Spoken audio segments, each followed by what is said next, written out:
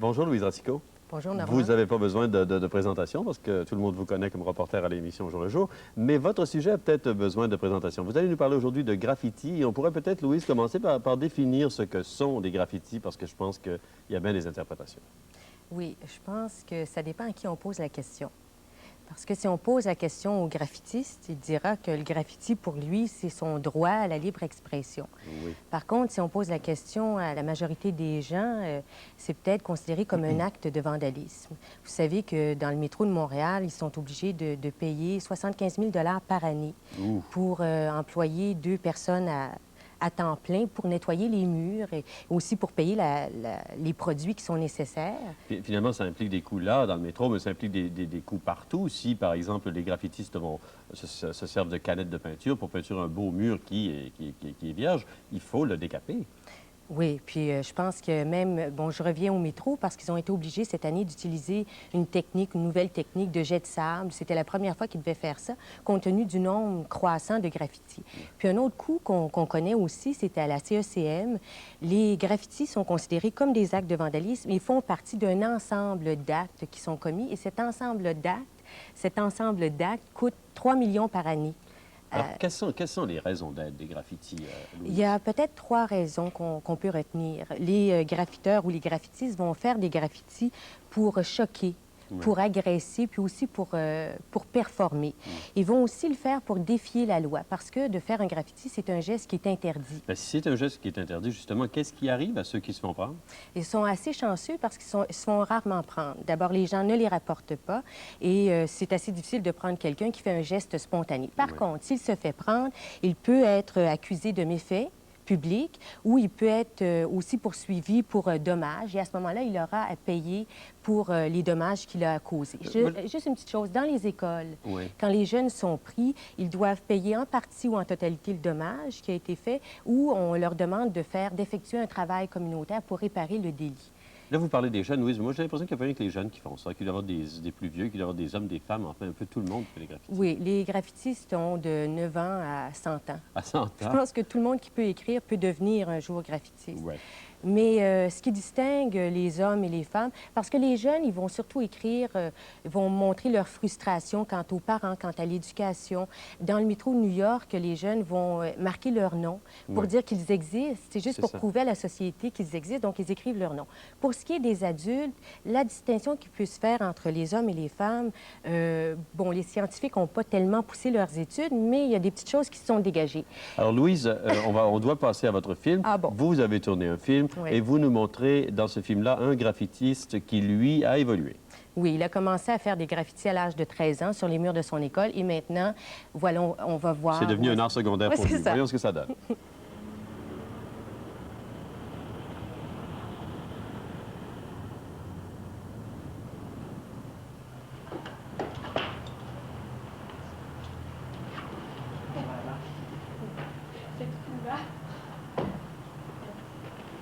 Le vieil hôtel Queens de Montréal. Autrefois, lieu privilégié d'une société huppée, aujourd'hui, édifice délabré dont les murs constituent une cible de choix pour les graffitistes en mal d'expression.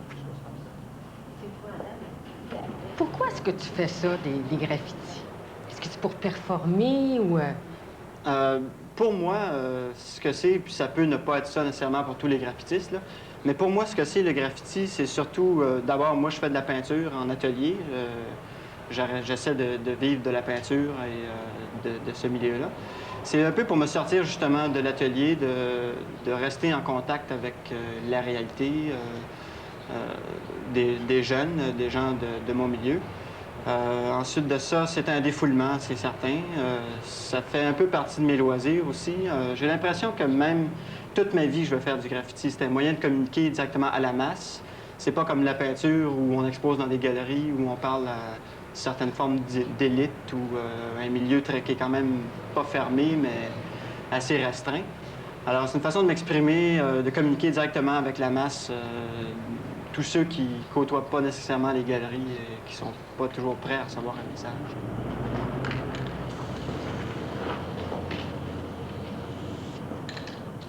C'est important pour toi que ça soit interdit quand tu fais tes dessins? Important, c'est-à-dire que c'est un des facteurs. Ça ajoute au plaisir, c'est certain, dans le sens où ça nous sort un peu du quotidien où tout ce qu'on fait est encadré. Là, à ce moment-là, ben, ça met un petit piquant là, à la sortie, disons. Comment tu te sens, toi, pendant que tu fais ça? Oh, ça serait plutôt comment je me sens plus.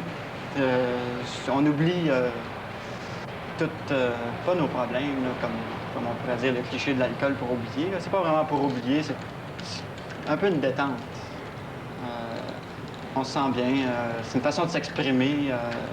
C'est une façon de s'extérioriser aussi beaucoup. Avec des mots. Je me sens très bien. Le graffiti est considéré comme un acte de vandalisme. Mais les forces policières sont pratiquement impuissantes à réprimer un geste spontané et imprévisible par nature. Quant aux passants, les graffitistes savent par expérience qu'ils interviennent rarement. À quelle occasion est-ce que tu fais des graffitis? Est-ce que tu les fais seul, en groupe? Généralement, beaucoup plus l'été. Si on travaille en groupe, c'est certain. On sort une gang, on va pour la soirée, disons, on va avoir du plaisir, on va sortir. Il y a des gens qui font pas nécessairement, on fait pas tous du graffiti, mais c'est un peu une histoire de gang. Il y a plusieurs gangs qui font des graffitis. Comment ça se prépare? Est-ce que c'est spontané? Est-ce que c'est très, très spontané, évidemment. Il faut acheter une coupe de canettes de spray à l'avance, là, mais à part le fait qu'on y pense, qu'on se dit, bon, tel soir, en fin de semaine, on sort, on va aller faire des graffitis. Comment ça va se dérouler, tout ça, qui va venir, tout ça, c'est spontané, on s'appelle, on sort. Et puis ce qu'on peint et tout ça, ça se voit sur le lieu. Ça dépend des préoccupations du moment, surtout.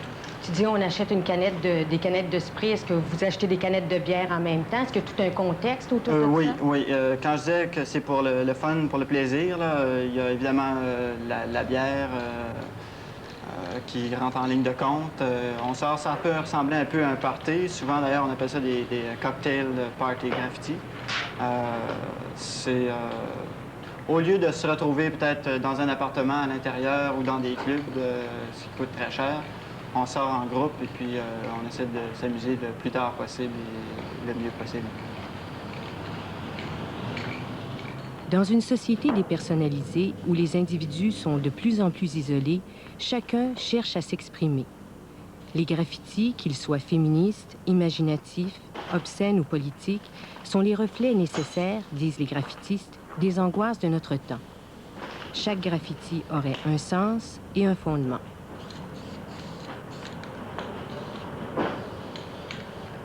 Qu'est-ce que tu voulais dire, toi, avec ta boule puis ta quille?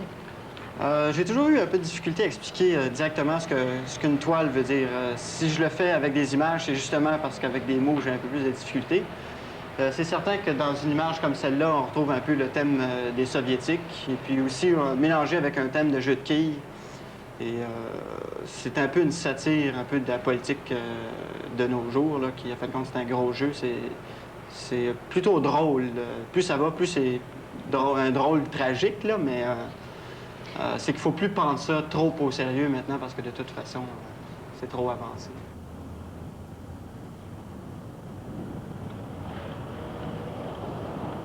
Le graffiti, accepté ou non comme un témoignage de la libre expression, touche directement des gens et occasionne des coûts bien réels. 75 000 $ par année sont dépensés dans le métro de Montréal pour effacer cet acte de vandalisme. À la CECM, les graffitis font partie d'une panoplie de dommages causés à la propriété publique, dont les coûts s'élèvent à 3 millions par année. Mais dans les écoles puis dans le métro, on dit souvent que c'est un acte de vandalisme qui est fait malicieusement pour détériorer puis pour briser. C'est pas ça, le graffiti? Non, ça, c'est une manière de voir qui me touche pas vraiment, là. Moi, je le vois plutôt comme un don à la société. Je fais pas ça dans le but de détruire, mais plutôt de construire, d'édifier, de se servir des murs. C'est pas nouveau. On a juste à penser aux grottes de Lascaux ou des choses comme ça. C'était pas vu comme destructif, c'était vu comme se servir de l'environnement pour passer un message au lieu de se servir du langage. Puis dans certains pays, on se sert des murs pour donner des messages au peuple. Ici, il y a seulement les dirigeants qui se servent des murs pour mettre des affiches ou des choses comme ça. Alors, nous, on prend d'office le droit de communiquer par le biais des murs. Mais j'ai l'impression que si tu décidais de venir dessiner sur mon mur, le mur de ma maison, toi, tu pourrais t'exprimer, mais je suis pas sûre que moi, je comprendrais exactement ton geste. Comprends-tu ma réaction à moi? Je comprends ça. On s'attaque surtout à des murs qui appartiennent à des compagnies ou des choses comme ça, qui sont pas directement reliés à une personne en particulier. Parce que c'est certain que chacun, ses biens, on n'aime pas se les faire bousiller, là. Mais j'ai l'impression qu'en s'attaquant à des choses publiques, bon, certains vont dire que c'est payé avec des taxes, que tout le monde paye et tout ça, mais je pense que des fois, il faut faire le pour et le contre, et des fois, le message vaut plus la peine d'être dit que de se retenir pour pas salir un mur. Alors, tu crois à la nécessité de ton geste? Oui, oui. Je crois que le graffiti, d'abord, ça a toujours existé, il y en aura toujours. Qu'il y ait des réprimandes ou pas, je crois pas que c'est ça qui va arrêter les graffitistes de travailler. Je crois que c'est presque instinctif. À fin de compte, la force de... Ce qui nous pousse à faire des graffitis est beaucoup plus fort que toute moralité. Selon François Alfred, la répression ne donnera rien. Plus on réprimera, plus les graffitistes s'acharneront. Il faut, selon lui, peut-être plus comprendre que blâmer. S'il y a des graffitis sur des murs, il y a des raisons pour lesquelles ils sont là. Et il y a un message derrière, qu'il soit conscient ou inconscient. Quand on fait un graffiti, c'est toujours une façon de s'exprimer. Alors j'ai l'impression que les gens devraient, plutôt que d'essayer de condamner, essayer de comprendre ce que ça cache.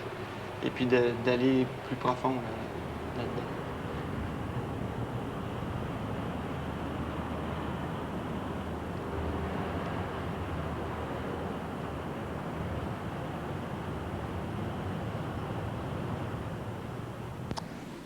Eh bien, dans 2 minutes,